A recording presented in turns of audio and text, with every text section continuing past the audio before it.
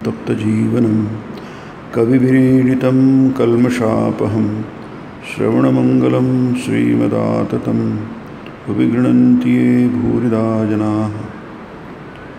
साप्ताहिक प्रवचनमालेचा आपला विषय आहे श्रीरामकृष्ण वचनामृत आणि श्रीमद्भगवद्गीता एक चिंतन।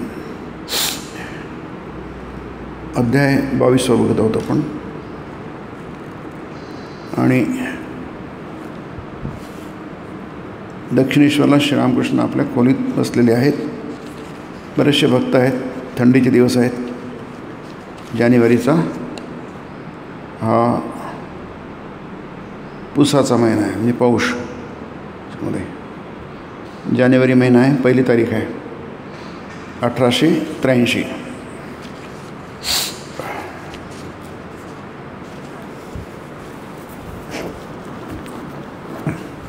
श्रीरामकृष्ण गमतीने म्हणत आहेत,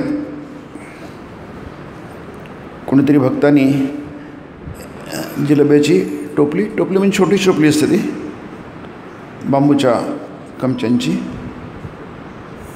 तर त्याच्यामध्ये जिलेबी आणून दिलेले आहे आणि श्रीरामकृष्णांनी त्यातला एक छोटासा तुकडा तोडला आणि तोंडात टाकला आणि ते गमतीने म्हणत आहेत, हसून म्हणत आहेत, मी आईचं नाव घेत असतो म्हणून ह्या असल्या घृतकुल्या मधुकुल्या जोडायला मिळतात, म्हणजे गोडधोड खायला मिळतं। हा विनोद आहे आणि लोकही हसतात, लोकांनी त्याचा अर्थ कळतो, गंमत आहे फक्त, आणखी काही नाही त्याच्यामध्ये। पण गंमत असूनसुद्धा त्यामध्ये श्रीरामकृष्ण एक छान त्याला एक टर्न देतात की ती आवळ्या भोपळ्याचं दान नसते देत, ती देते अमृतफल, ज्ञान, प्रेम, विवेक, वैराग्य। आता त्यांनी याला आवळा भोपळा म्हटलेला आहे। आवळा भोपळा म्हणजे क्षुल्लक, आपण म्हणतो ना, राजाकडे जाऊन काय आवळा मागायचा किंवा भोपळा मागायचा की नाही। आवळा भोपळा तर कुठूनही मिळू शकतो, कोणी देऊ शकतो, तो काही क्षुल्लक गोष्ट आहे, त्याची काही अशी खूपशी किंमत नसते। तुम्ही जेव्हा इतक्या मोठ्याकडे माणसाकडे जाता आणि क्षुल्लक गोष्ट मागता किंवा जो देणारा क्षुल्लक गोष्ट देतो तर ते इनॲप्रोप्रिएट आहे। आपण ते आहे ना, ते मराठीत आहे ते 2 ओळी की तो कमलाबर जो आहे म्हणजे लक्ष्मीपती आहे, हा त्याला अनंत हस्त आहेत की नाही, कारण आपण हाताने देतो ना, कोणती गोष्ट देताना आपण हाताने देतो. तर देणाऱ्या अनंत हस्ताने देणार आहे की नाही, पण घेणाऱ्याचे दोनच हात आहे की नाही. घेता किती घेशील दो कराने, कमलावर म्हणजे कमलापती विष्णू अनंत हस्त आहे, तो अनंत रूप आहे, अनंत हस्त आहे. गीतेमध्ये 11व्या अध्यायामध्ये विश्वरूप दर्शनामध्ये. पण आपलेच मर्यादा आहेत, देणाऱ्याच्या मर्यादा नाही आहे, घेणाऱ्याच्या मर्यादा आहेत. तो फक्त दोनच हाताने घेऊ शकतो, कारण त्याला काही दोनपेक्षा जास्ती हात नाही आहे. मानवाला दोनपेक्षा जास्ती हात नसतात, फक्त दोनच हात असतात नाही. मानव, राक्षस हे सगळे जे आहे, फक्त देवता सोडून, देवतांना 2, 4, 6 अनंत काही येऊ शकतात. सहस्रबाहू भव विश्वमूर्ते की नाही. अर्जुन म्हणतो गीतेमध्ये 11व्या अध्यायामध्ये, हे देवा तो पुन्हा पुढचा आधीचा सहस्रबाहू म्हणजे सहस्र हात, म्हणजे सहस्र म्हणजे हजारो या अर्थाने नाही. म्हणजे इथे अनंत असते की नाही. गीतेमध्ये छान वर्णन आहे 11व्या अध्यायामध्ये विश्वरूप दर्शनामध्ये, त्याचं वर्णन बरंच आहे की तो विश्वरूप आहे. विश्वरूप म्हणजे सगुण साकार आहे.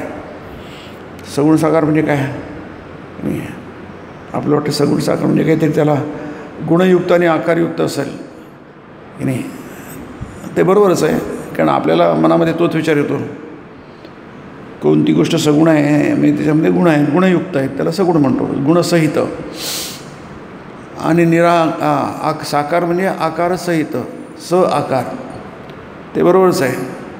पण त्याचा अर्थ तसा होत नसतो की नाही. तो आपला नेहमीच अर्थ झाला नाही, तो बरोबरच आहे. पण त्याच्या व्यतिरिक्त काय आहे की जे निर्गुण निराकार म्हणतो म्हणजे गुणरहित असं नाही आहे, किंवा निराकार म्हणतो आकाररहित, आलंच की असं शब्द तयार होत नसतात भाषेमध्ये. किंवा आपण संस्कृतचा विचार केला तर तसे भाषेमध्ये तसे शब्द तयार होत नसतात. ते करेक्ट शब्द तयार होतात की नाही, चुकीचे शब्द तयार होत नाही, कारण ते पटकन ते लक्षात येते. आपण जर व्याकरणाचाच विचार केला तर त्या दृष्टीने चुकीचे शब्द आहे. निर्गुण निराकारचा अर्थ आपण जो करतो तसा होत नाही, तसा शब्द तयार होत नाही. मग त्याचा अर्थ काय की नाही. आपण सगुण साकाराच्या संदर्भात बघितलं तर निर्गुण निराकार आपल्या लक्षात येईल.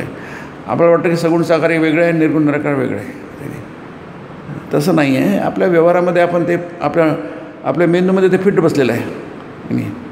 सगुण साकार म्हणजे जे दिसतं किंवा जे व्यक्त झालेलं आहे, प्रकट झालेलं आहे नाही, आपल्या इंद्रियांना जे गोचर होतं, समजतं, त्याला आपण पटकन सगुण साकार म्हणतो. आणि निर्गुण निराकार म्हणजे आपल्या इंद्रियांच्या याच्या पलीकडे आहे, ते निर्गुण निराकार आहे की नाही. कारण गुण नाही, मग गुण नाही तर आपण त्याला आपल्या इंद्रियांच्या गोचर होणार कसे, इंद्रिय त्याला ग्रहण करणार कसे, त्याला आकारच नाही, मग त्याला ग्रहण करणार कसं इंद्रिय. कॉमन सेन्स आहे, आपण त्या दृष्टीने आपण ते बघतो. परंतु निर्गुण निराकार तसं नसतं. निर्गुण निराकाराचा अर्थ शास्त्रीय पद्धतीने की जेवढे काही गुण आहे ते त्याचेच आहेत. ज्याला आपण सगुण म्हणतो की नाही. सगुण म्हटलं की गुणयुक्त, गुणसहित की नाही. मग निर्गुण म्हणजे काय, गुणरहित आहेत का, नाही.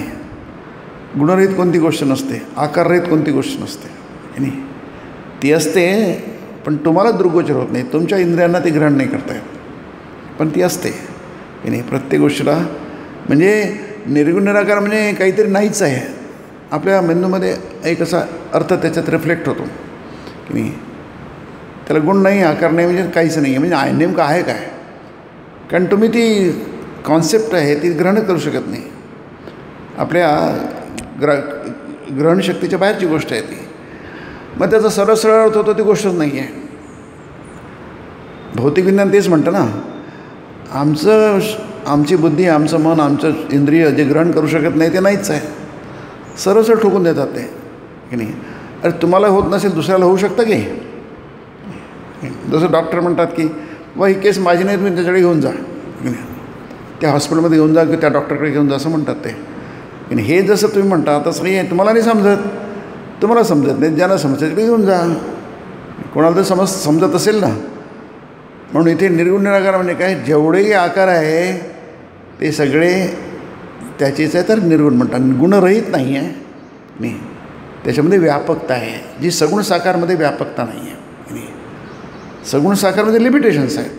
हे म्हणजे एवढंच एखादं व्यक्ती आहे तर सगुण साकार आहे, त्याच्यामध्ये जे गुण आहेत तेवढेच आहे, आकार म्हणजे तेवढंच आहे, काही जास्ती नाही काही कमी नाही आहे ना. जसं आपण देवाचं स्वरूप म्हणतो, मूर्ती म्हणतो, त्यात काय जेवढं आहे तेवढंच आहे, अधिक नाही जास्ती नाही कमी नाही, जेवढं आहे तेवढंच, त्याला सगुण साकार म्हणतात.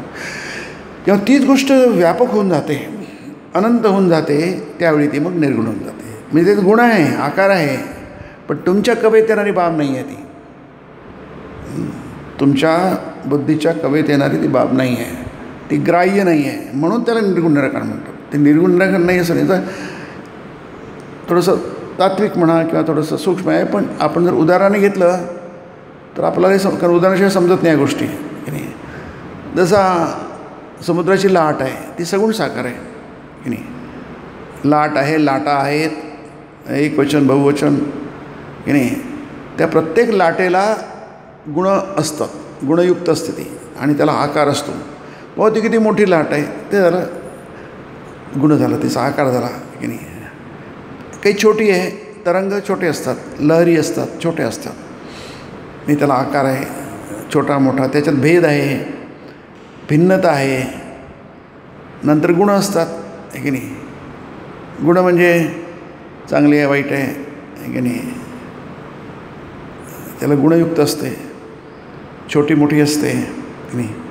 तर त्या अर्थाने ते काय, ज्याच्यामध्ये लिमिटेशन्स आहेत, म्हणजे सापेक्षता आहे, त्याला म्हणतात सगुण आणि साकार की नाही. सापेक्षता आहे त्याच्यामध्ये, म्हणजे लिमिटेशन्स आहेत, की म्हणजे त्याला म्हणतात आपण ॲब्सोल्यूट नाही आहे, आपण म्हणतो रिलेटिव्ह आहे ते की नाही, कारण त्याला वेगळं अस्तित्व नाही आहे. मग समुद्र मात्र हे उदाहरण आहे पण की नाही, उदाहरण घ्यायचे असतात. मग समुद्र मात्र निर्गुण निराकार आहे, त्याचा विशिष्ट आकार नाही, विशिष्ट रूप नाही. उदाहरण आहे, उदाहरण म्हणून घेतो आपण. लाटेच्या तुलनेने समुद्र हा व्यापक आहे, अनंत त्याचं रूप आहे, अथांग अपार आहे की नाही. तो निराकार आहे, त्याला काय आकार नाही आहे, कारण त्याला काय व्यापकत्व आहे.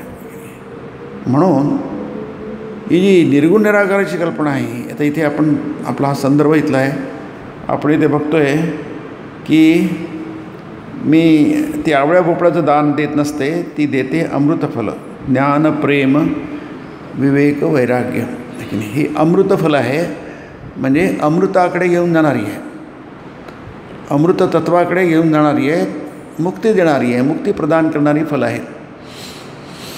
आपण ज्याला धर्म मोक्ष म्हणतो, 4 पुरुषार्थांपैकी. आणि घृतकुल्या मधुकुल्या काय आहे त्या, ह्या अर्थ आणि काम पुरुषार्थाच्या 2 गोष्टी आहेत. म्हणजे ते हेही देते आणि तेही देते या अर्थाने. कारण जोपर्यंत शरीर आहे, हे मानव शरीर आहे, जन्म आहे, मृत्यू आहे, आणि बाकीच्या अवस्था आहे, कौमार आहे, तारुण्य आहे, वृद्धावस्था आहे, या सगळ्या 6 जे फरक होतात, अवस्था माणसाला मिळतात, प्राप्त होतात. या 2 मधल्या अवस्था आहेत, जन्म आणि निधन, यामधल्या ज्या बाकीच्या 4 अवस्था आहेत की नाही, यातून आपण हळूहळू काय करतो, समोर जातो. मग त्यावेळी या 2 गोष्टींची गरज असते. कोणत्या, अर्थ आणि काम. जोपर्यंत शरीर आहे तोपर्यंत कोणतीच गोष्ट तुम्हाला टाळता येत नाही की नाही, त्या सगळ्याच गोष्टी समाविष्ट होतात. हे फार महत्त्वाचं आहे, याचं महत्त्व कळणं.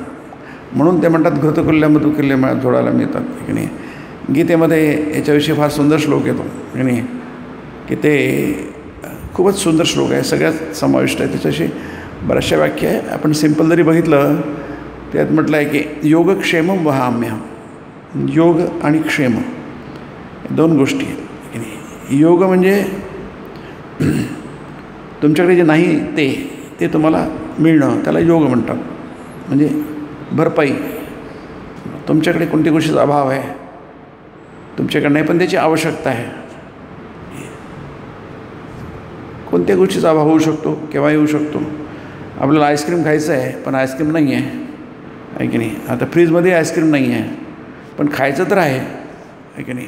मग काय झाला, तो अभाव झाला की नाही. आता आईस्क्रीम म्हणजे काही मोठी गोष्ट नाही आहे, परंतु तो अभाव आहे, आपल्याला पाहिजे पण नाही आहे.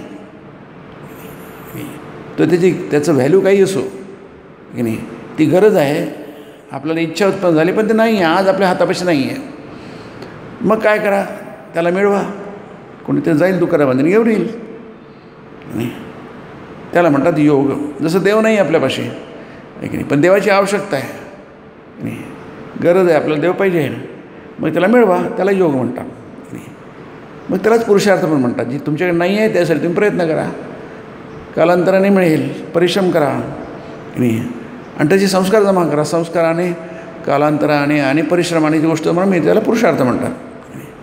तुम्हाला मिळू शकते, मिळत नाही असं नाही, उपलब्ध नाही आहे तुमच्या हातामध्ये, आत्ता तुमच्या हाताकडे नाही आहे, पण नाही आहे म्हणजे ते मिळू शकत नाही असं नाही आहे. ते 3 गोष्टी तुम्ही करा. थोडं वाट पाहा, थोडा वेळ, कोणीतरी बाजारात जाऊन घेऊन यायला वेळ लागतो ना, त्याला कालांतराने म्हणतात आहे की नाही. असं नाही की आपल्या मनात उत्पन्न झाल्यावर पटकन ते हातात, जसं सिनेमात दाखवत ना चित्रपटामध्ये आहे की नाही, जसं आलं ते पटपट पटपट सगळं मॅजिकसारखं होतं. व्यवहारात तसं होत नाही आहे की नाही, साधारण व्यवहारामध्ये तसं होत नाही. चमत्कारामध्ये काय होऊ शकतं, आपण चमत्काराचा विचार करत नाही आहे की नाही. चमत्कारच असतं, आपण चमत्काराचा विचार करत नाही आहे. पण त्याला म्हणतात कालांतर. तर येईल तुमच्याकडे थोड्या वेळाने, 10 मिनटं 15 मिनटं जे काय लागेल त्याला लागतील ते येईल, पण येणार नाही असं नाही आहे की नाही. आणि थोडं जाणं आणि थोडं ते तुला मेहनत करावी लागेल, जाण्याने करणं, आणि पैसे घेऊन जावं लागेल तुम्हाला नाही. रिकाम्या खिशाने गेले तर तुम्ही रिकाम्या आईस्क्रीम घेऊन परत येऊ नाही शकणार नाही आहे ना.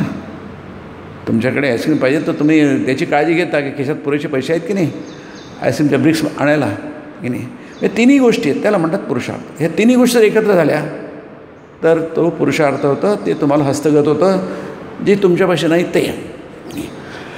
याच्यामध्ये दोन्ही आहे, घृतकुल्या मधुकुल्या आहे, म्हणजे गोडधोड आहे.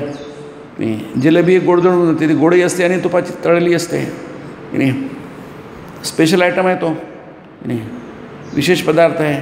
म्हणजे तुम्हाला ज्या गोष्टी सहजासहजी तुम्हाला मिळत नाही त्या गोष्टी तुम्हाला देवाची सेवा केल्यानंतर तुम्हाला मिळतात, असं आपण सोपी अर्थ घेऊया नाही.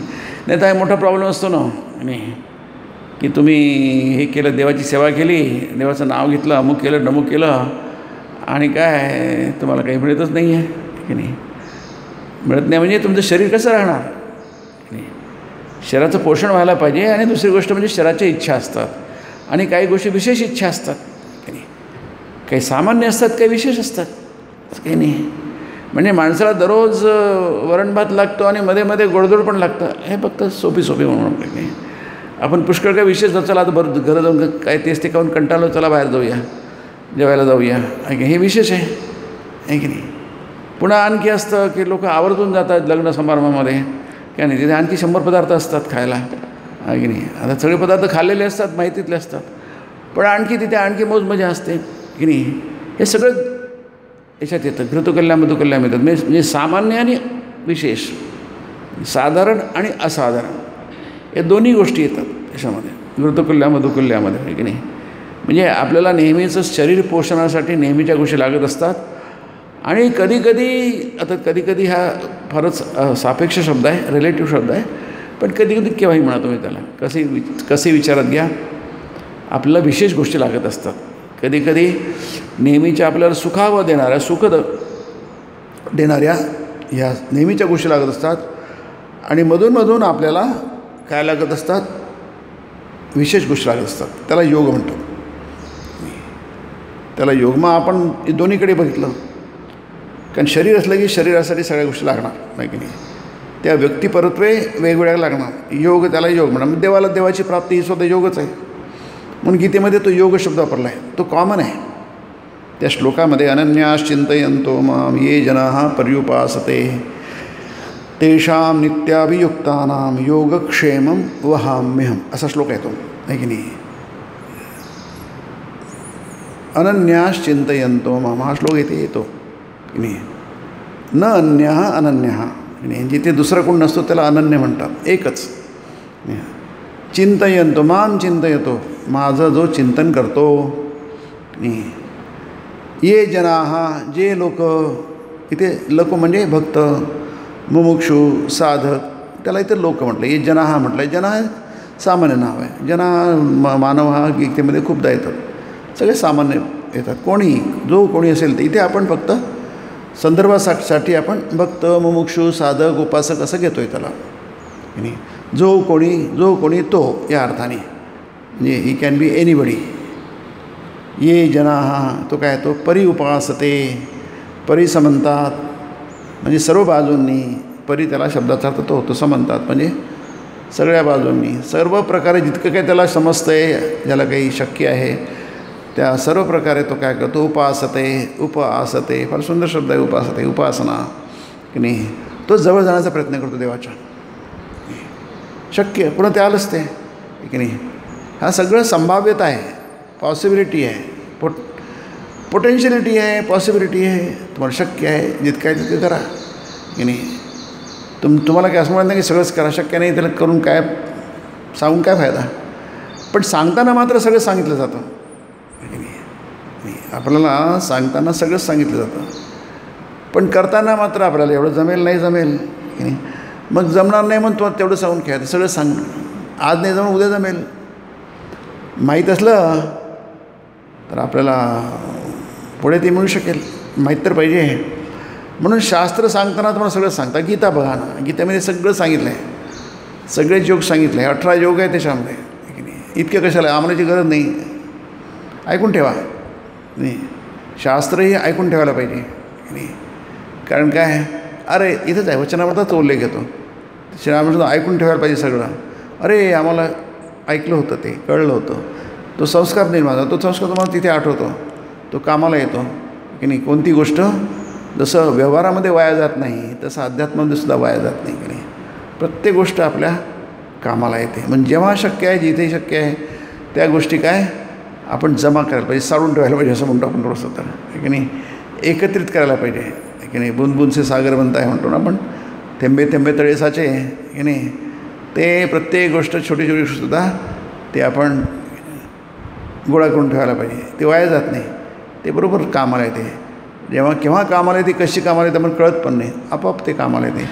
आपोआप कुठून तरी आपल्याला मदत मिळते. आपण कधी अपेक्षा केली नव्हती ती मदत आपोआप नसते, तिची आपण कधीतरी झालीच तर आपण विसरून गेलो आहे नाही.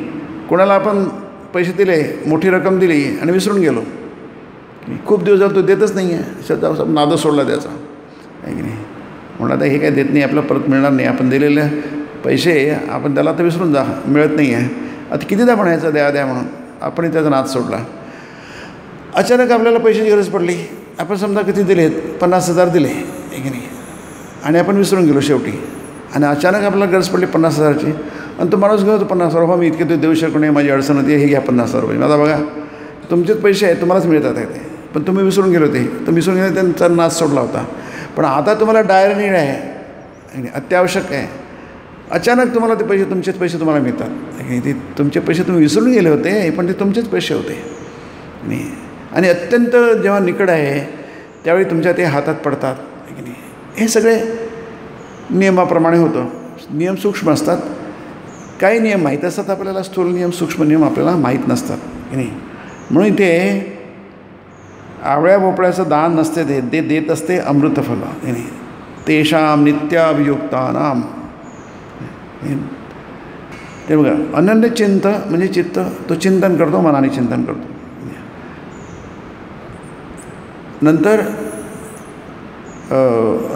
अनन्याश्चिंतयन्तो मां ये जनाः पर्युपासते. चिंतन करून देवाची सेवा करतो, देवाच्या जवळ जाण्याचा प्रयत्न करतो. त्याला उपवास, उप म्हणजे जवळ, वास म्हणजे राहणं. उपवास शब्दाचा अर्थ, शब्दशः अर्थ तो होतो. तो देवाच्या चिंतन करतात, जवळच्या जवळ जाण्याचा प्रयत्न होतो. मग तो काय होतो, तेषां नित्याभियुक्तानां, अभियुक्त होतो तो, नित्य अभियुक्त की नाही. हे सगळे जनानांच्याच यांनी वापरले शब्द, तिन्ही शब्द, तिन्ही भाव तेच आहेत. ते तेषां म्हणजे ते प्लुरल आहे, अनेक वचन आहे. तेषां त्या सगळ्यांना नित्य अभियुक्त. ते सगळे कसे आहेत, नित्य जोडलेले आहेत, नित्य जोडण्याचा प्रयत्न आहे, नित्य अभियुक्त आहेत, युक्त जोडलेले की नाही. विसर्ग सगळे नित्य जोडलेले. आता ते त्यांनी त्यांचं काम केलं, माझं काम काय आहे की नाही. जनाः ये जना, त्यांनी त्यांचं काम केलं. त्यांनी काय केलं, नित्य देवाचं अनन्य भावाने चिंतन केलं. देवाची उपासना केली. मग उपासना सगळ्याच प्रकारच्या, ते देवाची पूजा करणं, देवाचा नमस्कार करणं सगळं गीतेमध्ये आहे. माम नमस्कार वगैरे आहे की नाही, माझी पूजा कर, माझा नमस्कार कर, सगळं त्याच्यामध्ये की नाही. मग तो आपले जेवढं काही शरीर आहे इंद्रियांच्या सगळ्या पूर्ण शरीराचं धरून मनाने, तोंडाने, ऐकानाने, हाताने, पायाने सगळे देवाची सेवा करतो. तीर्थयात्रेला गेले देवाची सेवा आहे ती की नाही. विविध प्रकारे तो देवाच्या जवळ जाण्याचा प्रयत्न करतो की नाही. मग तो काय होतो, नित्य अभियुक्त होतो. अशा प्रकारे हळूहळू जी गोष्ट थोडी होती ती मोठ्या मात्रेने होते. हे देवानी, तुम्ही देवाचं ऐकलं, देवाचं जे उपदेश आहे, उपदेश हा शब्द फक्त याच्यासाठी वापरला जातो, जे आत्मविद्ये दिले जाते त्यासाठी वापरला. मग गीतेमध्ये तिथेच वापरलं आहे. तर ते 4थ्या अध्यायामध्ये की उपदेक्षन्ति ते ज्ञान ज्ञानिनस्तत्वरचित, फक्त तिथेच गीतेमध्ये उपदेश वापरला आहे की नाही. नंतर शादिमाम त्वाम प्रपन्नम, तिथे शादी म्हणजे मला उपदेश कर, तिथे वापरलं आहे. म्हणजे फक्त मुक्तीसाठी जो उपदेश दिला जातो, आत्मज्ञानासाठी दिला जातो, त्याला फक्त उपदेश शब्द, इतर ठिकाणी नाही. इतर ठिकाणी गीतेमध्ये सांगितलं आहे असं म्हटलं आहे की नाही, सांगितलं आहे, बक्षंती म्हटलं आहे तिथे. असो, हा थोडासा वेगळा विषय. इथे नित्याभियुक्तानां म्हणजे आपण किंवा जो कोणी असेल तो, त्याने या 3 गोष्टी करण्याचा प्रयत्न केला त्याच्या परीने, त्याला जेवढं शक्य आहे. आणि केस टू केस वेगवेगळं असतं, ते स्वीकारलं जातं. याला जे जमतं, जेवढं जमतं त्याला तेवढं जमेल असं काही नाही आहे. याला आज जमतं त्याला उद्या जमेल त्याला, म्हणजे हे सगळं केस टू केस असतं. पण त्याने प्रामाणिकपणे करण्याचा प्रयत्न केला की नाही. इज ऑनेस्ट की नाही. जमतं न जमतं हा वेगळा प्रश्न आहे, पण त्याची इच्छा आहे, सिन्सिअर आहे तो, त्याची खूप इच्छा आहे, तीव्र इच्छा आहे, एकांत इच्छा आहे. न जमणं वेगळा प्रश्न झाला. ते देवाला समजतं, या अर्थाने मी म्हणतो आहे, तेवढं देवाला समजतं की नाही. आता लहान मुलाला काय जमतं आणि काय जमत नाही आईला समजतं आहे की नाही. मग तेवढीच अपेक्षा केली जाते की नाही. त्यांनी उभं राहावं, प्रयत्न करावा उभं राहण्याचा, एक एक पाऊल टाकण्याचा प्रयत्न करावा. त्याच्याकडे धावावं असं त्याची अपेक्षा केली जात नाही, कारण धावू शकत नाही. तो त्याला उभं राहणंच मुश्किल आहे, एक पाऊल टाकणं समोर आहे, तो धावणार कसा. उगाच अपेक्षा केली जात नसते. देवसुद्धा अपेक्षा करत नाही. पण देव काय करतो आहे, आता इथे आलं, योगक्षेम वहाम्यम अहम वहामी, मी त्याचा भार घेतो या अर्थाने. वहन करतो म्हणजे भार घेणं नाही. जसं लहान मुलं चालून जाऊन थकतो म्हणतो, आई त्याला कड्यावर घेते किंवा बाप त्याला खांद्यावर घेतो, त्याला म्हणतात वहामी की नाही. वहन करणं क्रियापद आहे की नाही. अहम वहामी, ते बघ सरळले. योगक्षेमं वहाम्यहम, संधी आहे ती. वहामी अहम वहामी अहम, अहम वहामी, संधी आहे ती. वहाम्यहम, मी कोणाला तरी सांगतो की नाही, याचा भार तू घे रे बाबा, असं नाही आहे की नाही. गीतेमध्ये असं नाही आहे की नाही. अहम वहामी, मी स्वतः की नाही. द्रौपदीने जेव्हा धावा केला, ते कृष्णाने पटकन झाले जरा जरा तिला ते मदत कर असं नाही म्हटलं. जा जा, ती संकटात आहे, जरा तिला मदत कर. काय कृष्णाला काय करणे कोणाला सांगू शकला असता, तो तर काय राजाधिराज आहे की नाही. अखंड काय अनंत ब्रह्मांड नायक आहे, त्याला काय कमी आहे की नाही. कोणालाही पटकन सांगू शकतो. एक मेसेज दिला याच्यावर मोबाईलवर तर पटकन त्याला कळून द्यायला आहे की नाही. पण तसं होत नाही आहे की नाही. ती गोष्ट दुसऱ्यावर ढकलत नाही. माझं काम तू करून टाक, कारण काय, हे स्वतः देव स्वतः करतो. महत्त्वाच्या गोष्टी आपण स्वतः करतो, दुसरा सांगत नाही, कारण ते झालीच पाहिजे या अर्थाने. जेव्हाची गोष्ट झालीच पाहिजे तिथे कुठेही कोताही किंवा तिथे कुठे अळमटळम करून चालत नाही की नाही. किंवा झालीच नाही झाली, आपलं कळलं नाही, हो सॉरी आम्हाला झालं का, आम्हाला माहीत नव्हतं, मी तर त्याला सांगितलं होतं ते पोचवून दे म्हणून, त्यांनाही पोचवून दिलं का, अरे असं कसं झालं, असं म्हणून नाही चालणार की नाही. ती गोष्ट झाली म्हणजे झालीच पाहिजे, 100% झालीच पाहिजे. आपण उदाहरण म्हटलं की नाही, आता द्रौपदीला मदत पाहिजे आहे की नाही. त्यांनी कोणाला सांगितलं, अरे काय झालं, केलं का, अरे राव विसरून गेलो आहे की नाही. असं होऊ शकतं आहे की नाही. ते सगळं म्हणजे काय, त्याला प्रमाद म्हणतात, चूक आहे ती की नाही. तिथे असं होऊ शकते. म्हणजे काय म्हणतात, अहम वहामी, मी स्वतः मी स्वतः करतो. गीते आपल्या शास्त्र पुराणामध्ये सगळीकडेच आहे ना, आहे की नाही. प्रल्हादाला दर्शन दिलं स्वतः, त्याच्या वडिलांना ते हिरण्यकश्यपाला वध झाला, सगळं स्वतः आहे. गजेंद्र मोक्ष कृष्ण स्वतः आले, आपले विष्णू त्या गरुडावर येऊन तो फार संकटात होता, स्वतः की नाही. प्रत्येक वेळी स्वतः आहे की नाही. म्हणजे महत्त्वाची कामं आपण झालीच पाहिजे. तिथे थोडं 1% चूक होऊन चालत नाही, तिथे आपण स्वतःच करतो की नाही. नेहमी स्वतःच म्हणतो. कोणी कुठेही काहीतरी मध्ये एखादा कच्चा दुवा असला तर तिथे गफलत होण्याची शक्यता असते. म्हणून ती सुद्धा होऊ नये म्हणून आपण ते अहम शब्द आला आहे. मी स्वतः, अहम वहामी. पण वहामी म्हणजे जसं श्रीरामकृष्ण म्हणतात ना, की जर बोट धरलं मुलांनी वडिलांचं आणि तो छोट्या बांधावर चालत आहे, शेताची बांध असतात तिथे, तो मुलगा बोट सोडून पडू शकतो खाली. पण वडिलांनी त्याचं बोट धरलं असेल किंवा वडिलांनी त्याच्या खांद्यावर घेतलं असेल आपल्या, किंवा आईनी कडेवर घेतलं असेल, तो पडणार कसा नाही. म्हणून तिथे वहामी आहे की नाही. तिथे काही चान्स नाही आहे की नाही. धावन निमिल्यवाने तरे न स्कले न पते दिह. भागवत म्हणते की तिथे कुठेही चूक होत नाही, कुठेही काही असं कच्चा दुवा राहत नाही की हे राहून गेलं त्याच्यामुळे आपल्याला ती गोष्ट व्यवस्थित झाली नाही की त्याचं पूर्ण फळ मिळालं नाही, असं होत नाही. हे सांगण्यासाठी हे आहे की तिथे जसं आहे तसंच बरोबर घडतं आणि कुठेही चूक होत नाही. एवढीसुद्धा बारकीसुद्धा चूक होत नाही, कारण देवाचं काम असतं. म्हणून आपण देवाच्या कामात खूप काळजी घेतो आणि प्रत्येक गोष्ट खूप काळजीपूर्वक घेतली जाते. एकदा श्रीरामकृष्ण हे त्याच्यातही आहे की खूप काळजीपूर्वक देवाची सेवा करायची असते. आणि एकदा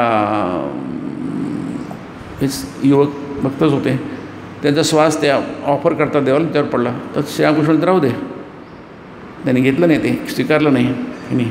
ती एक बाई घेऊन जात होती ताट, मी नेते म्हणून. तो श्रीरामकृष्ण बसले, ते जेवतच नव्हते. म्हणजे देवाची सेवा करताना खूप काळजी घ्यायला पाहिजे. प्रत्येक बारीक बारीक गोष्ट, एरवी आपल्याला त्यात काही दोष दिसत नाही, काय ते ठीकच आहे म्हणतो, नाही, तिथे खूप काळजी घ्यायला पाहिजे. इथे बघा, अहम वहामी योगक्षेमम. क्षेम म्हणजे काय की नाही. योग म्हणजे जे तुमच्याकडं नाही ते तुम्हाला देणं. आता द्रौपदीकडे काय नाही आहे की नाही, आहे, पण तिचे जे विरोधी आहे काय करतात, तिला त्रास देतात आहे. मग क्षेम म्हणजे काय, तुमच्याकडे आहे तिचे रक्षण करणं, त्याला क्षेम म्हणतात. ते लाईफ इन्शुरन्सचं आहे ना, आयुर्विमा, त्यांचं ते बोधवाक्य तर गीतेतलं आहे ते नाही. हात असे मध्ये दिवा आहे, आम्ही तर लाईफ दिवा आहे, जीवनाचं चिन्ह आहे, त्याला आम्ही धरून ठेवतो, त्याला विझू देत नाही, त्या दिव्याला विझू देत नाही. ते सगळं ते कॉन्सेप्ट आहे, बोध आहे तो. वाक्य काय आहे, योगक्षेमम वहाम्यहम, ते गीतेमधलं आहे की नाही. म्हणजे मी स्वतः वाहन करतो योग आणि क्षेमाचं. योग म्हणजे तुम्हाला जिची आवश्यकता आहे, जे नाही आहे ते देतो, आणि क्षेम म्हणजे जे आहे त्याचं रक्षण करतो. दोन्ही गोष्टी महत्त्वाच्या आहेत. दोनच गोष्टी असतात ना. आपल्याकडे नाही आहे काही गोष्टी की नाही, आणि काही गोष्टी आपल्याकडे आहे. ज्या गोष्टी नाही आहे त्या आपल्याला मिळायला पाहिजे, आणि ज्या गोष्टी आहे त्या आपल्याकडे राहायला पाहिजे. मगच गोष्ट पूर्ण होते. ते सगळं मी करतो. तुमच्या बाजूने काय आहे ते आपण सांगितलंच आहे. अनन्याश्चिंतयन्तो माम ये जना पर्युपासते. चिंतन, अनन्य चिंतन, पर्युपासना आणि अभियुक्त, हे तीन गोष्टी तुमच्याकडनं आहे. देवाकडनं काय, देवाकडनं बाकी सगळं माझ्याकडे लागलं की नाही. म्हणजे मी काही चूक करणार नाही, कुठेच काही एक कच्चा दुवा, काही थोडी बारीकसुद्धा गोष्ट राहून जाणार नाही. परफेक्ट 100% ॲब्सोल्यूट की नाही तुमच्या बाजून राहू शकते. कारण आपण काय जनाः आहोत आहे की नाही. टू अर इज ह्युमन की नाही. चुका करणं माणसाचा स्वभाव आहे की नाही. म्हणजे आपल्याकडनं बऱ्याच राहू शकतात, आणि त्याला तेवढं फार तरी चलतं आहे की नाही. आपण लहान लोकांच्या गोष्टी, लहानांच्या गोष्टी पुष्कळ चालवून घेतो, दुर्लक्ष जाते, पोरच आहे म्हणतात, ते असेच वागणार, यांना काही कळत नाही, बेअक्कल आहे, नादान आहे, 2-4 आपण म्हणतो, विशेषण लावतो. म्हणजे आपल्याला ते सहन करून घ्यावं लागतं. त्यांचं नादानपणा सहन करून घ्यावा लागतो. तसंच आपला नादानपणा देवाला सहन करून घ्यावा लागतो. सांगणार कोणाला, नाही की नाही? देव सांगणार कोणाला? कारण त्याचीच आपण संतान आहोत की नाही. त्यांनीच आपलं उत्पन्न केलं आहे की नाही. आता जशी पोरं जशी असतात तशी असतात, तशी आपण आहोत. जशी आहोत तशी आहोत. मग देवाने आपल्याला लक्ष कशाला द्यायचं? इतकं मोठं वचन कशाला द्यायचं? वचन आहे, प्रतिज्ञा आहे गीतेतली. जसे पुष्कळ प्रतिज्ञा आहे ना, मोक्ष इच्छामी महाशुचा वगैरे नम मग ते पण सगळं प्रतिज्ञा आहेत, ह्या वचन आहेत. देवाने दिलेलं वचन आहे ते. म्हणजे ते काही असं फोल जाणारं बाबा नाही आहे. मग एवढे मोठे देतो कशाला देव? मग याचं कारण काय? जना हा सामान्य माणूस, त्याला जेवढं शक्य आहे की नाही. शरीरधारी माणसाला एवढं शक्य आहे की नाही. त्यातले काही महापुरुष असतात, अवतार वरिष्ठाय असतात, आहे की नाही. पण अवतार वरिष्ठाय शब्दाचाच अर्थ आहे की ते युगायुगातून एखाद असतात, आहे की नाही. अवतार वरिष्ठ काही दरवर्षी काही 10 उत्पन्न होत नसतात की नाही. मग हे जना सामान्य जनासाठी पुष्कशा गोष्टी काय असतात, क्षम्य म्हणत नाही मी, असतं चालून जातं ते. आता त्याला क्षम्यच म्हणा. म्हणून तत्क्षाम हे म्हटलं आहे गीतेमध्ये, आहे की नाही. देवा मी खूप चुका केल्या, 11वा अध्याय, आहे की नाही. मी तुझ्याशी कसं तरी वागलो, तुझी थट्टा केली, काय यच्चा हवा असा अर्थ असत्कृतोसी. मी तुझी थट्टा केली, तुझा असन्मान केला, तत्क्षाम आहे, तर सगळं मला क्षमा कर. मी सगळं मला क्षमा कर. आता देवाची आपण एवढी गंमत केली, थट्टा केली. मला वाटलं तू माझा मित्र आहे, मी तुला मित्र म्हणून समजत होतो. पण तुला तुझं जे आता खरं रूप बघितलं मी, तेव्हा मला कळलं, अरे तू कोण आहेस. मग तो पुन्हा मी तुला पुन्हा करतो, बाजूने करतो, समोरून करतो, मागून करतो, नमस्कार करतो, पुन्हा नमस्कार करतो, नमस्कार करतो, पुन्हा नमस्कार करतो. असं हे आहे त्याच्यामध्ये, गीतेमध्ये असं लिहिलं आहे. आता एकदा म्हटलं नमस्कार करून झालं की तो किती नमस्कार करतो त्याला काही समाधानच होत नाही. त्याला कळलं आहे की हे काहीतरी आपल्या तुपल्यातलं नाही प्रकरण, आहे की नाही. आणि मग त्याला विशेषत्व कळतं की नाही, त्याचं महत्त्व कळतं. आणि मग जसं साधारण परिस्थितीमध्ये आईवडिलांचं महत्त्व नाही कळत कोणाला, आहे की नाही. आई आहे, बाप आहे, झालं. आणखी आहे की त्यांचं काय धरूनच चाललं जातं. विशेष वेळी मात्र मग कळतं की आईवडील किती महत्त्वाचे आहेत. मग त्याला कळतं, अरे बापरे आपण धरून चाललो होतो. आईवडील म्हणजे छत्र आहे ते, आहे की नाही, कृपाछत्र आहे. हे केव्हा कळतं? जेव्हा असं काहीतरी घडतं, विशेष प्रसंगी जेव्हा कळतं की आईवडिलांचं महत्त्व, जेव्हा कोणीच नसतं आपल्या पाठीचे, फक्त आईवडील असतात, तेव्हा मग त्याला कळतं, अरे खरोखरच तसंच गीतेमध्ये आहे. तेव्हा अर्जुनाला कळतं. मग म्हणतो, अरे माझी खूप चुका झाल्या, आहे की नाही. आता चुका झाल्या ते कृष्णाने तेव्हा सांगितलं नाही, अरे तू काय माझी थट्टा करतो काय, मी देव आहे की, असं कधी म्हटलं काय कृष्णाने, आहे की नाही. माझी गंमत करतो काय. महाभारतात तो खूप छान आहे. यांचे संबंध काय आहेत, कृष्णार्जुनाचे संबंध, मित्राचे संबंध म्हणजे काय आहे, कितल्या थराला गेलेले, अशा अर्थाने म्हणतो मी. नाही, मी इथे सांगत नाही ते, परंतु कोणत्या थराला गेलेले आहेत कृष्णार्जुनाचे संबंध, आहे की नाही. की त्यांच्या मैत्री म्हणजे काय आहे की नाही. आपण मैत्री म्हणजे दुर्योधन कर्णाची मैत्री म्हणतो, ते अत्यंत वाईट उदाहरण आहे महाभारतातलं, अत्यंत वाईट उदाहरण आहे की नाही. दुर्योधनो मन्युमयो महाद्रुमः कर्णस्कंदः असा शब्द येतो, आहे की नाही. अत्यंत पापमय विषमय वृक्ष म्हणजे महाद्रुमः म्हणजे महावृक्ष, हा दुर्योधन आहे. हे रूपक आहे महाभारतातलं. अनुक्रमणिका पर्व आहे, आदी पर्वातलं आहे ते, आहे की नाही. दुर्योधनो मन्युमयो महाद्रुमः. आणि त्याचा आधार कोण आहे, मुख्य आधार काय, स्कंद म्हणजे आधार. झाडाचा आधार काय असतो, ज्याच्यावर तो पेरला जातो, आहे की नाही, त्याला आधार म्हणतो. ते खोड असतं. स्कंद म्हणजे खांदा, आहे की नाही. आपलं डोकं खांद्यावर पेरलं जातं. कर्णस्कंदः म्हटलं आहे. आणि त्यांची मैत्री काय जोरदार होती, आहे की नाही. अत्यंत वाईट उदाहरण आहे, आपण विसरतो, आहे की नाही. महाभारत व्यास काय म्हणतात त्याच्यात लक्ष येत नाही, आहे की नाही. आपले कोणीतरी आपल्यासारखे वेडे लोक असतात, ते काय सांगतात ते लक्ष येतो. व्यास काय म्हणतात, ते म्हणतात कर्णस्कंदः, त्याचा आधार आहे त्याच्यामध्ये म्हणजे पुष्कळशा गोष्टी कर्णामुळे घडलेल्या आहेत. कर्ण नसता तर दुर्योधनसुद्धा थराला गेला नसता, असं महाभारतात पुष्कळ ठिकाणी आहे. त्या अगदी त्या द्रौपदी वस्त्रांच्या त्यावेळी तो कर्ण तिला चिथवतो, शिवा देतो, द्रवेश्य म्हणतो, दासी म्हणतो, कपडे काढ म्हणतो. कोणाचं आहे? कर्णाचं आहे. दुर्योधन इतकं थराला गेला असते, ती आपली कुलस्त्री आहे ती. दुर्योधन त्या थराला गेला नसता कदाचित. दुःशासनी गेला तर चिथवणारं कोण आहे? पुष्कळ वेळी कर्ण माघार घेत नाही रे, माघार मी आहे ना लढायला, तू कशाला घाबरतो अर्जुनाशी लढायला. म्हणजे कर्णस्कंदा खरा आधार ते आहे की नाही. त्याच्यामध्ये ती मैत्री आहे, निष्ठा आपण म्हणतो. काय निष्ठा होती कर्णाची दुर्योधनाच्या, ते अत्यंत वाईट उदाहरण आहे. आपण विसरत होते आहे की ती मैत्री नाही आहे. तो तर वेगळा विषय आहे. ती मैत्री नाही, कशी नाही मैत्री, खरी मैत्री नाही, त्याला मैत्री म्हणत नसतात आहे की नाही. मैत्री म्हणजे जो भलं करतो आपलं तो मैत्री असतो. दोन कधी कधी आपले कानुगांडी पण करतो, दोन थापडा पण मारू शकतो, त्याचा अधिकार असतो, त्याला मैत्री म्हणतात. तो आपल्याला चुकीच्या मार्गावर जाऊ देत नाही, बरोबर सरळ रस्त्यावर ठेवतो, त्याला मैत्री म्हणतात. अर्जुन चुकीच्या मार्गावर जात होता, त्याला बरोबर शिवाय देऊन त्याला बरोबर कृष्णाने मार्गावर आणलं, गाडी त्याची रुळावर आणली. क्लैब्यम मास्मगम पार्थ नाही तत्वयी उपपद्यते. अरे तू काय मूर्ख आहेस का? क्लीब आहे, हृदय दुर्बल आहे, नाही तर त्वयी उपपद्धती. काय कानुगांडी केली बघा, केली कधी दुर्योधनाने? कर्णाने दुर्योधनाची कानुगांडी कधी नाही. म्हणजे दुर्योधनाचा वाईटपणा वाढवला. कर्णाने काय केलं?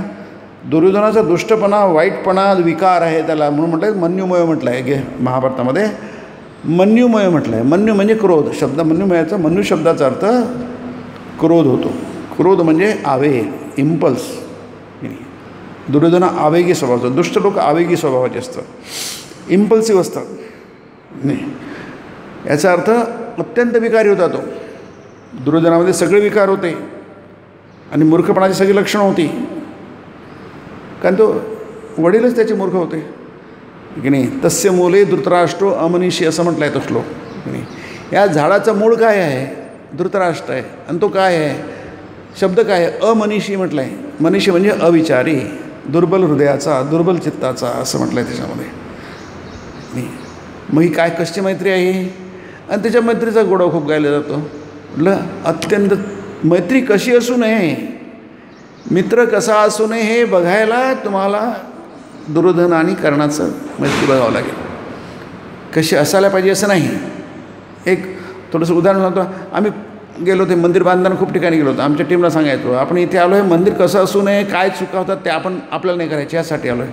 हे कसं आहे ते करायला नाही आलो, काय काय चुकतं कुठे कुठे ते बघायला आलो. म्हणून दुर्योधनाची आणि कर्णाची मैत्री म्हणजे मैत्री कशी असू नये, मित्र कसा असू नये की नाही. मित्र हा आपल्याला काय करू शकतो? काही करू शकतो आपल्यासाठी. म्हणजे चांगली करू शकतो, वाईटही करू शकतो. म्हणून त्याला कुसंग असतो आणि सुसंग पण असतो, सत्संग पण असतो. चांगला मित्र, जसं आपण खरी मैत्री काय ती आहे कर्ण कृष्णार्जुनाची मैत्री आहे, ती महाभारतातली ती खरी मैत्री आहे. त्याला मैत्री म्हणतात की नाही. कारण काय? त्याच्यामध्ये नुकसान होत नाही की नाही. बघा दुर्योधन आणि कर्णाच्या मैत्रीमुळे काय प्रचंड नुकसान झालं.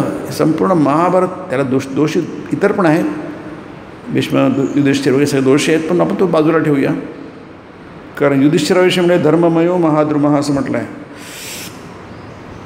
पांडव हे धर्ममय होते, म्हणजे न्यायनीतीने वागणारे होते, सदाचारी होते की नाही. म्हणून तरी ते धर्ममयो महाद्रुमः म्हटलं आहे. अर्जुन स्कंदा म्हटलं आहे, अर्जुन त्याचा खांदा आहे. भीम त्याचं पुष्पफुले म्हटलं आहे, त्याची सुंदरशी फुलं फळं म्हणजे भीम आहे असं म्हटलं आहे. नाही,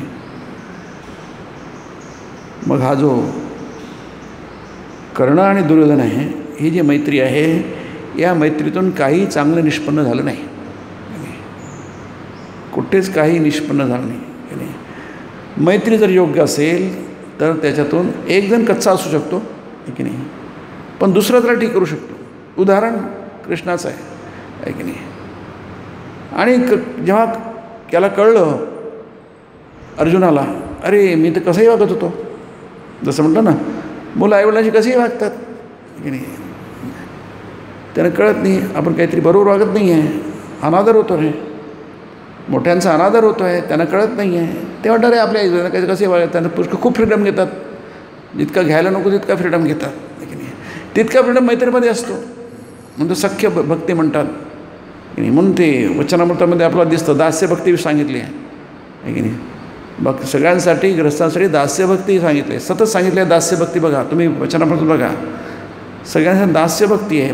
पंचभाव आहेत पण सगळ्यांसाठी दास्यभक्ती सांगितली आहे नाही. शांत नाही आहे, शांत, दास्य, सख्य, वात्सल्य आणि मधुर 5 भाव आहेत.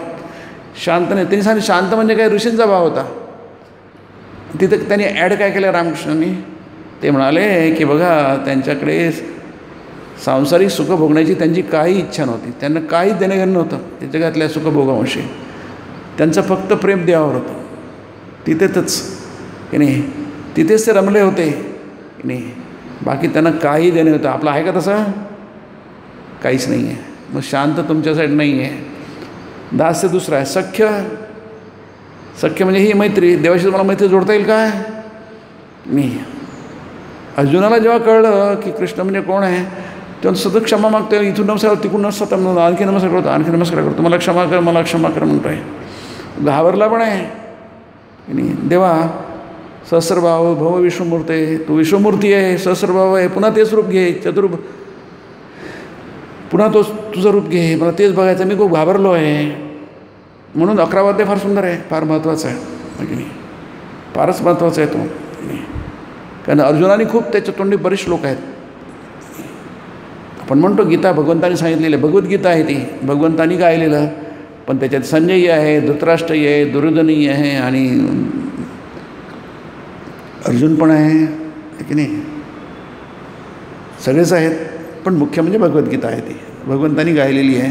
पण अर्जुनाला बरेच श्लोक दिलेले आहे. पहिल्या अध्यायात अर्जुनाला भरपूर श्लोक दिले, 11व्या अध्यायात भरपूर दिलेले आहे. काही मध्ये मध्ये प्रश्नाचे प्रश्न आहे, ते भगवद्गीतेचाच भाग आहे तो की नाही. कारण ते मिळूनच भगवद्गीता होत आहे, नुसता उपदेश नाही आहे. उपदेश घेणाराही महत्त्वाचा आहे, त्याची मनोभूमिका काय आहे की नाही.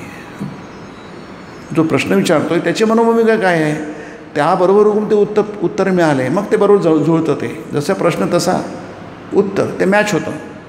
नाही तर उत्तर आहेत पण प्रश्नच नाही आहे, आपले ते उत्तर समजू शकत नाही. म्हणून उत्तराबरोबर प्रश्न पण पाहिजे की नाही. कशाचं उत्तर आहे ते, अमुक अमुक प्रश्नाचं उत्तर आहे. इथे अर्जुनाला कळतं नाही. म्हणून ती मैत्री आहे की नाही, ती मैत्री, खरी मैत्री ती आहे. फक्त ओघाने आलं म्हणून आपण महाभारताचा उल्लेख केला आहे ती की नाही. म्हणून इथे तो जो संबंध आहे की नाही, नंतर सख्य, वात्सल्य यशोदा आणि कृष्णाचा होता, तसं शक्य आहे का सामान्य माणसाला? नाही शक्य आहे. मधुर भाव, पती पत्नी संबंध असतो, तर शक्य आहे का? नाही. मग कोणतं शक्य राहिलं? दास्यभाव. वचनामध्ये सतत येतं दास्यभाव. दास्य म्हणजे काय?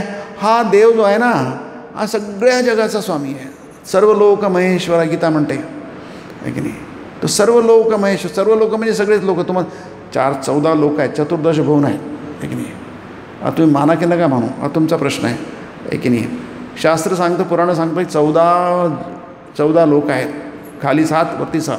हा भूलोकमधला आहे, आपण याला भूलोक म्हणतो आहे की नाही. हा भूलोकमधला आहे.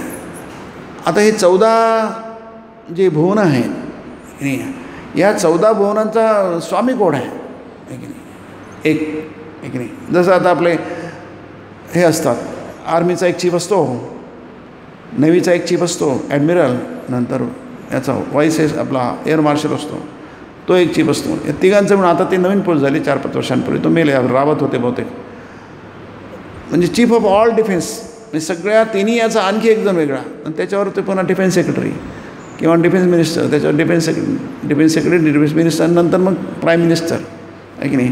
म्हणजे सगळ्यांवर मग पुन्हा राष्ट्रपती आहेच. म्हणजे 14 भुवनाचा आणखी स्वामी कोण? म्हणून त्याला गीतेमध्ये सर्व लोक महेश्वरा म्हटलं आहे. सुहृदम सर्वभूतानां सर्व लोक महेश्वर असं म्हटलं आहे नाही. तो सगळ्या पूर्ण अखिल ब्रह्मांडाचा तो कोण आहे? महाईश्वर आहे, म्हणजे शासक आहे. त्याच्या कलानी सगळं चालतं. यस्या अग्निस्थपती यस्या तपती सूर्य वायुश्च इंद्रश्च मृत्युर्धावती पंचमा.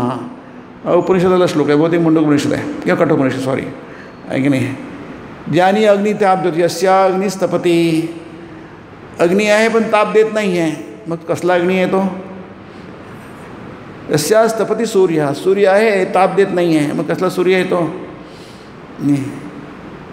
अग्नी वायू, वायुश्च इंद्रश्च, वायू वाहतो, इंद्र देवांचं हे करतो, सम्राट आहे तो, देवांचा स्वामी आहे की नाही, देवेंद्र आहे तो. मृत्युर्धावती पंचमहा, हा पाचवा जो उरलेला मृत्यू आहे, आता तो सगळ्यांवर अधिकार गाजवतो आहे की नाही. त्याच्यावर मात करू शकेल असं कोणीच नाही. वचनामध्ये म्हटलं आहे की मृत्यूवर मात करू शकेल अशी कोणतीच गोष्ट नाही आहे की नाही. ज्ञानयोगामध्ये स्वामीने फार सुंदर वर्णन केलं आहे की नाही. सगळ्यांवर मात करता येते, मृत्यूवर मात करता येत नाही की नाही. मृत्यूला पोलांडता येत नाही, सगळ्यांच मात करता येते, मृत्यूला नाही मात करता येत. पण त्यालाही मात, तोही घाबरतो बघा की नाही. ज्याला सगळं जग घाबरतं तोही घाबरतो आणि पळत सुटतो आहे. मृत्युर्धावती पंचमहा, पाचवा जो मृत्यू आहे की नाही, तोही पळत सुटतो. कशासाठी? भीतीने की नाही. जसं चाबूक हातात धरला की घोडा पळतो, रथ पळतो, चाबूक आहे म्हणून. चाबूक मारावंच लागत नाही, नुसतं उगारलं तरी पळतो आहे की नाही. वज्रमुद्यत म्हटलं आहे उपनिषदामध्ये, वज्र उभारलेलं आहे, सगळं जग पळत सुटतं आहे. शासन आहे ते नाही. शासन हे जेव्हा शासक वापरतो ना, मग ते त्याची शक्ती, ती स्टेट पॉवर असते. State power is not a ordinary thing आहे की नाही. सर्वाधिकार असतात, ते काही करू शकतात, इतके अधिकार असतात, ॲब्सोल्यूट पॉवर असतं ते नाही. आता वापरतो नाही वापरतो, किती वापरतो, कसा वापरतो आपण बाजूला ठेवूया, पण ते ॲब्सोल्यूट पॉवर आहे, लक्षात घ्या आहे की नाही. ती जर नीट वापरली तर होत्याचं नव्हतं करू शकतो माणूस, इतकं त्याच्यात मोठी पॉवर असते याच्यामध्ये की नाही. ते शासक असतात ना, ते ॲब्सोल्यूट पॉवर असते ते की नाही. जाऊ दे, वापरतात न वापरतात हा प्रश्न वेगळा आहे. ही ती ॲब्सोल्यूट पॉवर आहे. सर्व लोक महेश्वरा म्हणजे ती ॲब्सोल्यूट पॉवर आहे की नाही. देवाच्या हातामध्ये संपूर्ण पॉवर आहे. आणि ते दुसरं सुहृद आहे कोणा तो नाही, तुमचा जवळच आहे. सुहृदम सर्वभूतानां, तो 5वा अध्याय गीतेचा शेवटचा श्लोक 5व्या अध्यायातला. सुहृदम सर्वभूतानां की नाही. सर्वभूतानां म्हणजे अखिल ब्रह्मांडामध्ये चतुर्दशमध्ये जितके लोक राहतात, जितके जन राहतात किंवा भूत राहतात, त्यांचा तो सुहृद आहे की नाही. म्हणजे आपल्याच तोऱ्यात नाही आहे, मी सगळ्या ब्रह्मांडाचा स्वामी आहे, मी किती मोठा आहे, मला सगळं जग घाबरतं, मृत्यूसुद्धा पळत सुटतो भीतीने माझ्या, आपलं काम नीट करतो. साहेब ऑफिसात आले की सगळे लोक नीट काम करायला लागतात. एरवी आपले गप्पा मार काहीतरी टळम करत असतात. साहेबांना कळलं रे साहेब येतात, त्या सगळं माझं काय नाटक करतात काम करण्यासारखं. भीती आहे ती की नाही. ती भीती साहेबाची भीती असते की नाही. हा सगळ्यांचा साहेब आहे. सर्व लोक महेश्वर, सर्व लोक महाईश्वर आहे तो की नाही. पण सुहृदम सर्वभूतानां, तो सुहृद पण आहे.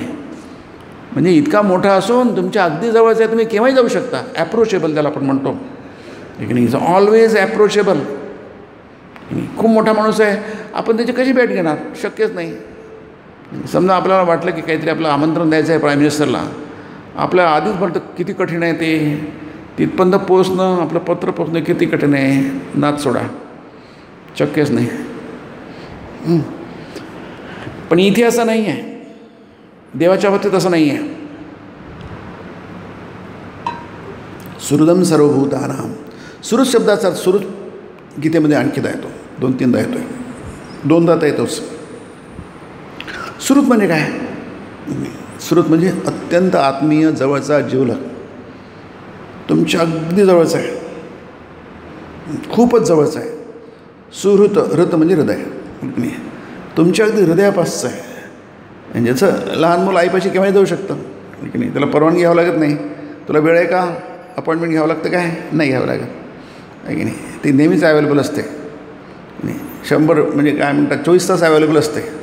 तसं देव आपल्याला 24 तास अवेलेबल आहे, म्हणून त्याचा अर्थ आहे सुहृदम सर्वभूतानां.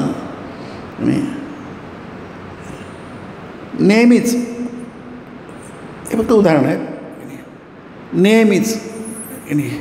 म्हणून ते गीतेमध्ये झालं आहे, पितासी लोकस्य चराचरस्य त्वमस्य पूज्यस्य गुरुर्गरीयान् न त्वत्समोऽस्ति व्यधिकृतोऽन्यो लोकत्रयेप्य प्रतिम प्रभाव. तुझा जरी लोकामध्ये अप्रतिम प्रभाव असला प्रतिम प्रभाव, म्हणजे अप्रतिम प्रभाव आहे, त्याची तुलना नाही आहे की नाही. परंतु तू पिता आहेस. लोकस्य चराचर, चराचर लोक चराचर विश्वाचा ब्रह्मांडाचा तू पिता आहेस, माता आहेस की नाही. तू माता, पिता, पितामह आहे, हे सगळे घेतलेले शब्द आहे की नाही. तू सगळंच काही आहे. आजोबा आहे, आजोबा आणखी जवळचे असतात, वडील जवळचं, आई जवळ, इतका जवळच आहे तो. जरी तू सगळा विश्वाचा स्वामी असला, इतर वेळी ॲप्रोचेबल नाही आहे, पण इथे मात्र ॲप्रोचेबल प्रश्न नाही. तू खूपच जवळच आहे. काही अपॉइंटमेंट घ्यावं लागत नाही, परवानगी घ्यावं लागत, काही नाही आहे की नाही. मला गरज नाही तर त्याला गरज, म्हणजे मला देवाची गरज नसली, देवाला माझी गरज आहे, या अर्थाने तो सुहृद आहे की नाही. म्हणजे मुलाला आईची गरज नाही सब धरून चालू थोड्यासाठी, पण आईला मात्र मुलाची गरज आहे की नाही. म्हणजे असंही असतं पुष्कळदा की मुलगा आईला विसरून जातो. त्याला वाटतं काही झालं, आता किती दिवस आई म्हणत बसायचं आहे की नाही. त्याला काही भावनाच नाही आहे, आई वडिलांविषयी काही त्याला भावना नाही आहे. No sense emotion, no sentiments, काहीच भावना नाही. पण वडिलांकडनं ऐकणं तसं कधीच होत नाही की नाही. तसं कधीच होत नाही. तसं आपल्याकडनं होऊ शकतं, आपल्याकडे काही इमोशन नाही, सेंटिमेंट नाही देवाविषयी, पण तिकडनं तसं होत नाही आहे, म्हणून त्याला सुहृद म्हटलं आहे नाही. हे झालं तर ज्ञात्वा माम शांती, हे तुला कळलं ना, तुला शांती मिळेल. शांती म्हणजे मोक्ष मिळेल. शांती मोक्षाख्याम परमम शांती, असं शंकराचार्य म्हटलं आहे की नाही. ती परमशांती, मोक्ष त्याचं नाव आहे, मोक्ष ते मिळेल. नुसते जाणल्यानंतर की काय आहे, तो सुहृद आहे, देवाचं हे आहे, देव आपलाच आहे, दुसरा परका नाही आहे की नाही. म्हणून इथे योगक्षेमम वहाम्यहम की नाही, तो सदोदित सर्व प्रकारे आपली काळजी घेतो. म्हणून इथे दोन जे म्हटलं आहे की तो भौतिक पण काळजी घेतो. भौतिकचा संबंध येतो आपल्या जीवनाशी. आपला श्वास सुरू होतो आणि श्वास संपतो, या मधल्या काळात आयुष्य म्हणतात की नाही. त्याला आपल्याला आपण जवळपास देवाला आठवणं कठीण असतं. देवाचं स्मरण करणं, देवाची आठवण करणं की तो आपला माप आहे, आपला पिता आहे, सगळं काही आपलं आहे, त्यात त्याला खूप प्रेम करतो, आपल्यावर आपली सगळी काळजी घेतो, हे लक्षात ठेवणं फार कठीण असतं की नाही. हे सगळं जे विश्व आहे हे आपल्याला असं काही बांधून टाकतं, असं काही आपल्याला आपल्या मेंदूमध्ये काहीतरी शिरवतं, आपलं भ्रम निर्माण करतो की सहजपणे माणूस देवाला विसरतो की नाही. देव इतकंही म्हणतो, देव बी नाही, आम्हाला त्याची गरज नाही आहे, कुठल्याही आईन कुठले बाप आहे की नाही, आम्हाला कोणाची काही गरज नाही, आम्ही सेल्फ मेड आहोत, आम्ही सगळंच आम्हालाच होतं, आम्हाला कोणाची काही गरज नाही. आता प्रकटपणे म्हणू की अप्रकटपणे म्हणू, तसं होऊ शकतं. म्हणून जोपर्यंत शरीर आहे, पहिला श्वास आणि शेवटचा श्वास, तोपर्यंत आपल्याला ह्या सगळ्या विशेष गरजा आणि सामान्य गरजा, त्याला इथे म्हटलं आहे घृतकल्या मधुकल्या की नाही. काही सामान्य गरजा असतात, काही विशेष गरजा असतात, पण त्या पलीकडे जाऊन ते म्हणतात की ह्या गरजा फार मोठ्या नाही आहेत, याचा खूप विचार करण्याची गरज नाही आहे. आपण काय करतो त्याच्यातच सगळं ओतून देतो, all fruit in one basket आहे की नाही. ते चुकतं आहे. हे चुकत नाही आहे की तुमच्या सामान्य गरजा विशेष गरजा असतात शरीर असताना, तिथे चुकत नाही. चुकत काय आपलं तर सगळं तिथंच फक्त देते, तेवढं आणि तेवढंच म्हणतो, त्याच्या पलीकडे जात नाही आपण, ते चुकतं आहे. हे फार सामान्य आपल्या जीवनाचा फार छोटासा अंश आहे, कारण आपलं जीवनच छोटं आहे. The life is short, the values of the world are intransient, Swami म्हणतात आहे की नाही. आपलं आयुष्यच छोटं आहे, लाईफ इज शॉर्ट की नाही. त्यात तुम्ही किती किती मनमोज करणार, त्याला मर्यादा आहे. किती दिवस की नाही, त्याला फार मर्यादा आहेत की नाही. पण ते करा, मर्यादेच्या आत करा ना, कोणी कोणी अडवलं नाही आहे. हे विसरू नका की तुमचं जीवन अनंत आहे, देवाचा संबंध तुमचा अनंत आहे, तो अखिल ब्रह्मांड नाही आहे, ते तुमचा संबंध कधीच तुटत नाही आहे की नाही. तिकडे द्या. म्हणून त्यांनी हे जे म्हटलं आहे की तो याचं दान देत नसतो, आवळ्या भोपळ्याचं दान देत नसतो. म्हणजे आपण जे जगतो ते आवळ्या भोपळ्याच्या किमतीच असतं.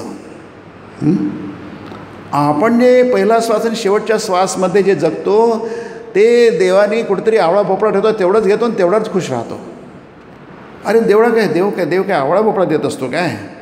म्हणून स्वामीजींनी 3दा गेले, तिसऱ्यांदा गेले, त्यांना लाज वाटली, कारण मी काय मागतो देवाकडे की नाही. ती जगदंबा आहे, ती दिती आहे, ती प्रत्यक्ष दिसते आहे, आणि मी इथे काय मागू की मला अन्नवस्त्र मिळावं की नाही. अन्नवस्त्राची खूप ददात आहे, अन्नान्न दशा आहे, परंतु स्वामीजी ते मागत नाही. त्यांना तिसऱ्यांदा आठवण येते, दोनदा ते विसरूनच जातात, आहे की नाही. आईचं दर्शन झालं त्याच्यात दंग होऊन जातात. आई मला काय ते इथे शब्द आहे तसेच शब्द आहे. ते काय म्हणतात, मला अमृतफल ज्ञान प्रेम विवेक वगैरे हेच मागतात स्वामीजी, आहे की नाही. तेव्हा ते स्वामी विवेकानंद नसतात, ते नरेंद्रनाथ असतात, ते हेच मागतात. तिसऱ्यांदा त्यांना आठवण येते, कारण त्यांना थोडंसं झापलं असतं रामकृष्ण, अरे तू एवढं लक्ष ठेवू शकत नाही, आता नीट लक्षात. तिसऱ्यांदा तू पुन्हा संधी नाही मिळणार. तिसऱ्यांदा जातात ते, आणि तिसऱ्यांदा त्यांना आठवण राहते की मी कशाला आलो आहे की नाही. पण ते काय म्हणतात, अरे देवापुढे भोपळ्याचं दान मागायचं. म्हणजे हे जे आपल्या ज्या असतात संसार ज्याला आपण म्हणतो, आहे की नाही, त्याच्यात सगळं आपण कोण टाकतो. त्याची किंमत फक्त आवळ्या भोपळ्या एवढी आहे, ते नाही मागू शकत. बघा, आठवण असूनसुद्धा देवाला नाही, ते म्हणतात मला फक्त काय दे, ज्ञान दे, भक्ती वैराग्य दे, भक्ती दे, असंच मागतात ते. बघा, आहे की नाही. मग ते परत येतात, म्हणतात अरे तू मागितलंस की नाही, नाही मागितलं. तिथे सगळं ते म्हणजे कुठे आपण कुठे काय असेल, तुम्ही ते सात्विकता आणि भक्ती काय असेल तुम्ही कल्पना करू शकता, आहे की नाही. आठवण राहून ते मागू शकत नाही, आणि ती तीव्र डायर नीड आहे ती, तरी पण मागू शकत नाही. त्यांना माहिती आहे, मागितलं की मिळेल, कारण श्रीरामकृष्ण सांगितलं तू माग, तुला ते मिळेल, जे मागशील ते मिळेल. पण ते आवळा भोपळा मागू शकले नाही. आणि ते असं वर्णन पण आहे लीला प्रसंगामध्ये की त्यांना लाज वाटली, असं म्हटलं आहे. श्रीरामकृष्ण स्वामीजींना लाज वाटली. आपल्याला लाजबीज काय वाटत नाही, आपल्याला कुठली लाज वाटणार, आहे की नाही. आपण काय मागायचं आधीच ठरवून टाकलं आहे, आपण लिस्टच घेऊन जाऊ, विसरून जायचं नको ना, आपण लिस्ट घेऊन जाऊ. असं म्हटलं कोणी आपल्याला, तुम्ही मागेल ते मिळेल. आपण आठवणी एक लिस्ट करू, मोठी यादी करू, आणि ते धाडधाड वाचून दाखवू, मिळतं. नचिकेतांनी नाही मागितलं, त्यांनी आत्मज्ञान पण मागितलं. म्हणून इथे म्हणतात ते, अरे तू का मागितलं नाहीस, ते म्हणतात मला लाज वाटली. मग रामकृष्ण तिसऱ्यांदा रागवलं ना त्यांच्यावर, म्हणे चांगलं केलं, खुश झाले, खूप खुश झाले, त्याच्यावर खूप खुश झाले, आहे की नाही. अरे तुझ्या नशिबातच नाही, आहे की नाही. नशिबात नाही म्हणजे त्यांना विवेकानंदांना काही जन्मावर काही मिळालं नाही, खायला प्यायला कपड्याला ते सगळं मिळालं की.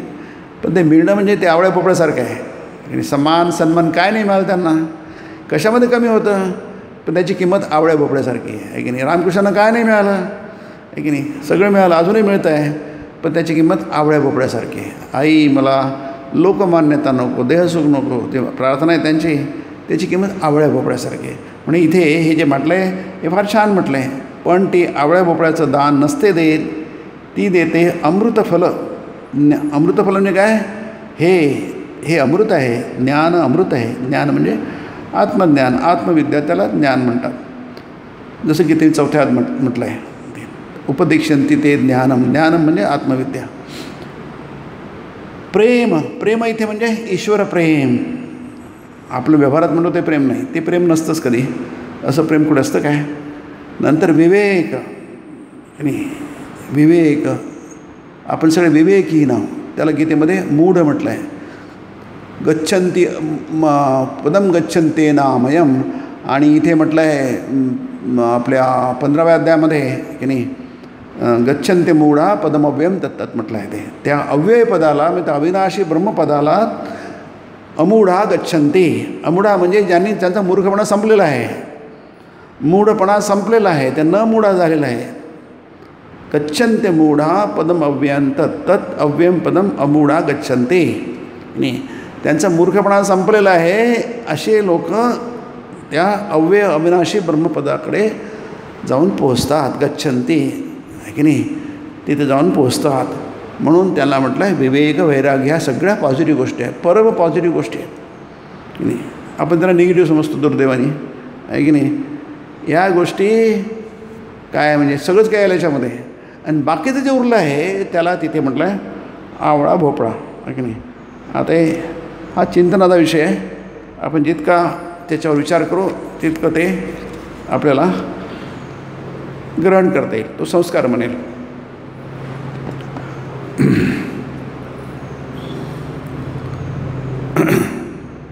ओम निरंजनम नित्यमनंतरूपम भक्तानुकंपाधृतविग्रहं वै ईशावतारं परमेशमीड्यं तं रामकृष्णं शिरसा. ओम शांति शांति शांति. हरि ओम तत्सत्. श्रीरामकृष्णार्पणमस्तु.